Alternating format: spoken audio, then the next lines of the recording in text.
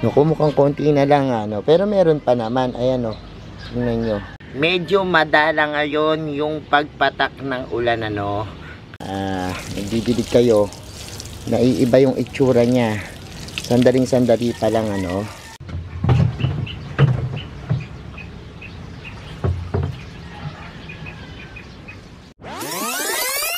Hello everyone! This is Hermes Now, Mini Dino Park and Eco Garden, and welcome back sa ating YouTube channel. And for today's video, ano nga ba gagawin natin?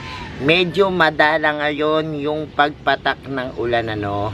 Kaya lang, nasanay na yata yung mga snake plants ko na dinidilig ko ng mga tubig ulan ano. At ngayon na madalang, tingnan natin kung meron ako na stock na tubig ulan, dahil alam nyo ba na ang tubig ulan ay isa sa mga nagpapaganda at nagpapalago yan, at syempre nagpapasuloy kagad ano sa ating mga snake plants.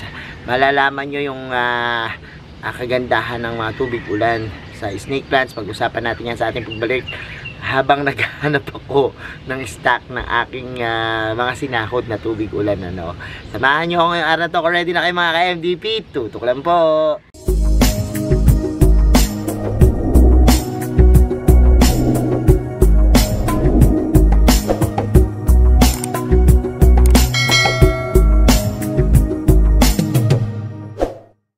We're back mga ka-MDP, at ngayon nga ang araw na to, dilig-dilig time tayo. Ayan, hinanda ko na tong aking pandilig. Ito yung ginagamit ko, no? Yung mga liit na yan sa akin. Tinitingnan ko muna kung ayan, barado ba, no? Kasi minsan barado na itong ating pandilig. So tingnan natin kung may mga dahon. Kaya minsan dilinis-linis ko yan kung nalalagyan ng mga kung anik-anik. So, yun, araw na to, magdidilig tayo. Titingnan ko kung meron ako pandilig na tubig ulan, ano, kung meron pa ako natira. Kasi, in case na hindi nag-uulan, nag-stock ako para dito sa ating mga snake plants, ano. Kasi mas napapaganda nila yung ating mga halaman. Isa sa mga trusted na pandilig ko ay yung mga tubig ulan, ano. At, ngayong araw na to, yan, tara samahan nyo ako, magdidilig na tayo. O, pag-usapan muna natin kailan ba dapat magdilig ano, kasi actually depende yan ano, kung ano yung lupang ginagamit nyo. Minsan yung clay ang ginagamit o yung putik, medyo matagal matuyo. Minsan naman yung mga yan, katulad nito, nag-a-add pa rin yan ng moisture ano, pero tuyo na. Yung mga barks of trees, coco peat, yan, maganda rin naman sila, madaling matuyo, pero nag-hold ng moist ano, kaya medyo basa-basa pa. Tingnan mabuti, no? Ayun, katulad nito, yung lupa natin, tuyo na, pwede na yung magdilig. Katulad nito, dry na, oh, pwede na yung magdilig, no? So, ang rule of thumbs is, kapag halimbawang tuyo na yung lupa, doon ka magdilig ano. Kapag yung 1 inch hanggang 2 inches ng soil ay tuyo na, pwede ka nang magdilig, no? So walang problema dyan. Kapag halimbawa kasing pumalya ka nung pagdidilig, medyo yan, nanlalatay mga plants ano, at parang tumatamlay. Pero kung halimbawa naman na sobrang ka, maaari ang maging cause ng fungus, yung laging basa ang lupa no. Kanina nga po, meron tayong nakuha dito no, ng mga dahon yan, katulad nito. Ayan, hindi na nahabol ng dietane or ng fungicide, o Turogi Blue pala yung nilagay ko, yung blue no.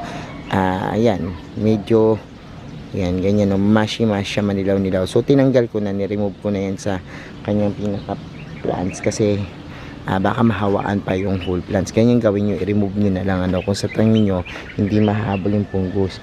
Actually, andi dito, yan yung problema ko. Kapag hindi ganong natutuyo yung lupa, nagkakaroon ng mga spot na ganyan. So ang ginagawa ko, nilalagyan ko ng dietane tulad nito para hindi na tumuloy ano.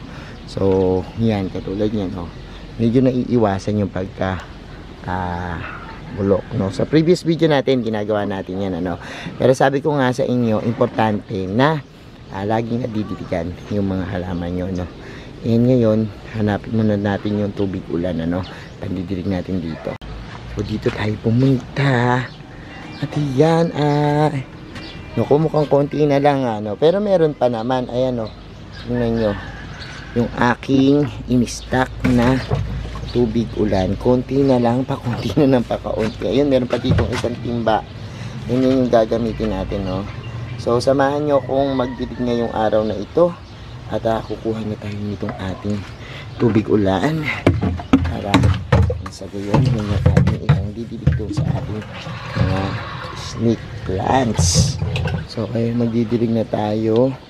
Napaka-importante nito kasi tingnan nyo, pag wala siyang dilig, ganyan yung itsura niya. Pag may dilig siya, ganda, laki ng pagbabago, no.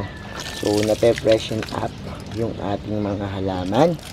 Makikita nyo naman yan kapag halimbawang nagdidilig kayo, naiiba yung itsura niya. Sandaling-sandali pa lang, ano. Kasi ang ulan ay mayaman sa nitrogen na nagpapaganda ng halaman, no. Kasali dun sa mga essentials, no. At kapag talaga nagdidig kayo kagad ng tubig ulan, makikita nyo na ang laki kagad ng pagbabago. Ilang minuto lang, ilang oras lang, makita nyo na nag-glow yung inyong mga plants kapag halimbawang yan yung dinidilig nyo, no. Kaya maganda sila. And napansin ko din kapag tubig ulan yung ginagamit ko, lesser yung mga sakit ng halaman, ano. For example, yung mga scale, yan. Tapos yung mga insekto, no, na kakaiba, yung mga aphids, hindi sila ganun tinatablang. Katulad ng isa na to, in-spray ko na yan, ano, tingnan nyo, pero meron pa rin mga puti-puti. Pag halimbawang tubig ulan yung ginagamit natin, mas iwas tayo, no, kasi parang may something sa tubig ulan na nagtataboy ng mga sakit ng halaman, ano. Kaya maganda talaga na rainwater. Kung meron din naman kayong ipon na rainwater, yan ang idilig nyo, no, sa inyong mga snake plants.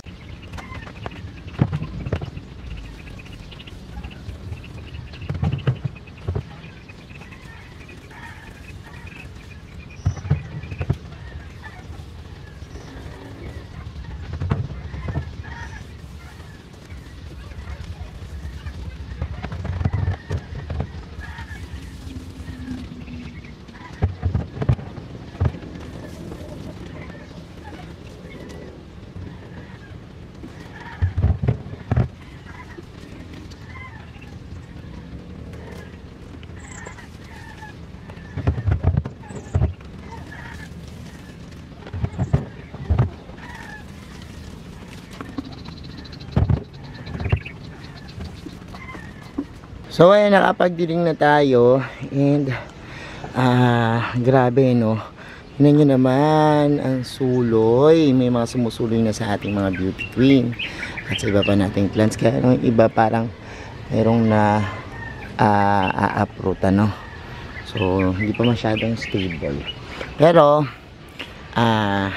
sa ngayon naging muna ako ng pag-purchase ng mga snake plants, no, kasi yung iba pare-pareho lang, di naman yung pangalan, yung itsura pala, pero yung pangalan iniba-iba lang, ano. So naku-confuse ako. So ito na lang muna, pag may nakita na lang akong kakaiba, tsaka na lang muna ako bibili, no. Pero for the meantime, ini-enjoy ko lang muna tong kagandahan nitong ating mga snake plants, ano.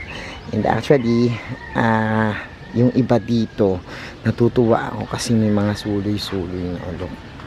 Oh my god, diba?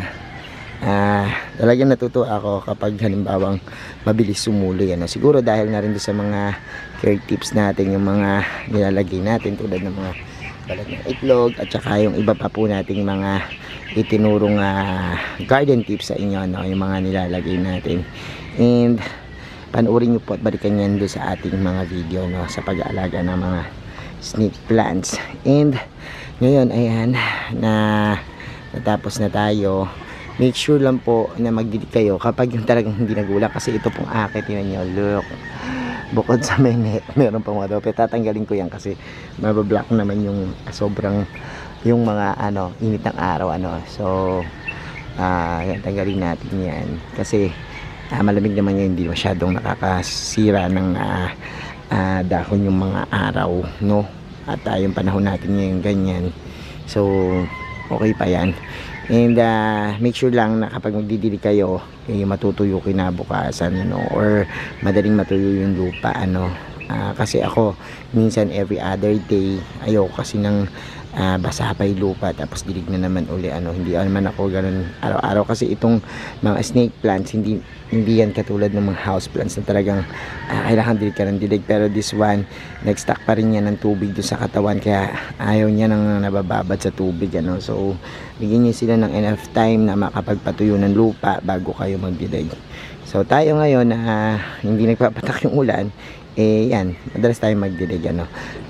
Kaya ngayong araw na to, yan yung ginawa natin. No, pinakita ko lang sa inyo na maganda talagang gamitin yung tubig ulan sa mga plants tulad ng snake plants natin. So ayan mga ka-MDP, gumagamit din ba kayo ng tubig ulan sa mga halaman nyo? Particularly dito sa mga snake plants? Comments lang kayo dyan kung oo, no? Salamat ng marami sa inyong panonood ngayong araw na to. Sa mga hindi pa po nag-subscribe sa ating YouTube channel, kung bet na bet nyo po yung ganitong usapan, plants and gardening, mag-subscribe na po kayo, no? Huwag niyo pong kalimutang i-hit yung notification bell para laging updated sa aming latest uploads. Pati po sa iba't iba nating social media accounts, sa ating TikTok, Instagram, Facebook pages. Search nyo lang po Hermy Sunaho or Mini Dino Park na Eco Garden. Makikita nyo na yan. Salamat ng maraming mga ka-MTP, and this is Hermy Sunaho, nagsasabi sa inyo ng happy planting. Bye-bye!